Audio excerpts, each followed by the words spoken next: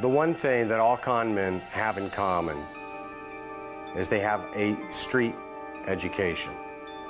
People always ask, what is a street education? Well, basically, it's the ability to calculate, misdirect, manipulate, the understanding of human behavior for personal gain.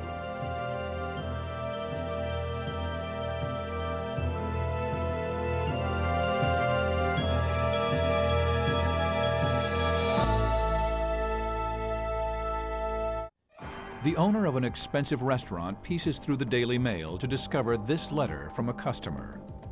Dear Sir or Madam, my wife and I dined at your restaurant last week on the advice of a friend. Towards the end of a very satisfying meal, one of your waiters accidentally spilled a cocktail on me. Please know your waiter was quick to apologize and handled the situation in a professional manner. Unfortunately, the stain on my designer suit and dress shirt required special attention at the dry cleaners. I have enclosed a copy of the bill and would appreciate if you could reimburse me. It seems like a polite request to settle a typical, if unlucky, accident. But don't be fooled. This accident never happened. No drink was ever spilled. No suit was ever stained. In fact, the author of the letter is a scam artist who has never even been to the restaurant in question. The phony letter is sent to every expensive restaurant in town, and you might be surprised to know just how much money comes back. Mostly from restaurant owners who are actually relieved to be sending out a check, not responding to a lawsuit.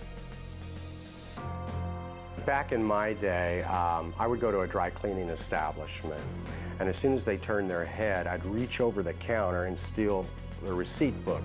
I would go somewhere and write stain removal sweater, $19.95. So you can just go right down Restaurant Row in cities, picking up a $20 bill all the way out of town. While times have changed, the dry cleaning scam is still a popular short con. Dollar amounts have grown and thieves rarely make personal appearances anymore. But the basics of the scam remain the same. I've probably done 500 restaurants, and I don't believe I've ever not gotten the money. Pickpocketing a team makes the job 80% easier. You can bump somebody from the back. I mean, if you stop and he bumps into you and you bump into the back, it's just incredibly easy. You don't even have to be very good. A con man has to be a really good actor, but he also has to have a kind of street smarts. He has to know your psychological buttons. 3-card monte looks easy enough. 2 black cards, 1 red ace. When the dealer begins shuffling, the person playing must try and follow the ace. When the dealer stops, the player points to a card. If it's the red ace, he's won. To the mark, it seems simple, but what he doesn't know is that the game he's watching is completely staged. Each player pretends not to know the other. Each move is carefully choreographed to pull the mark in.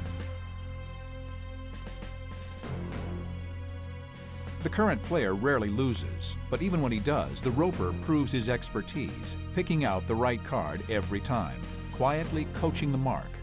The mood is upbeat. There's plenty of laughter. What gets people to really bet on 3-card monte is when they see a guy lose. It's not when they see him win. When they see him lose and they know that they saw the right card, but that guy was a dummy and had missed it, that's when you get them. You step up with your money, you will never win.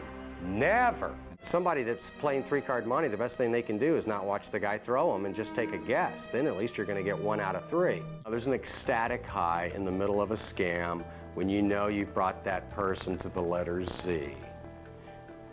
More often than not, you started at the letter A. And when it's actually done, you almost have to pinch yourself. Even the con man can hardly believe it's happening.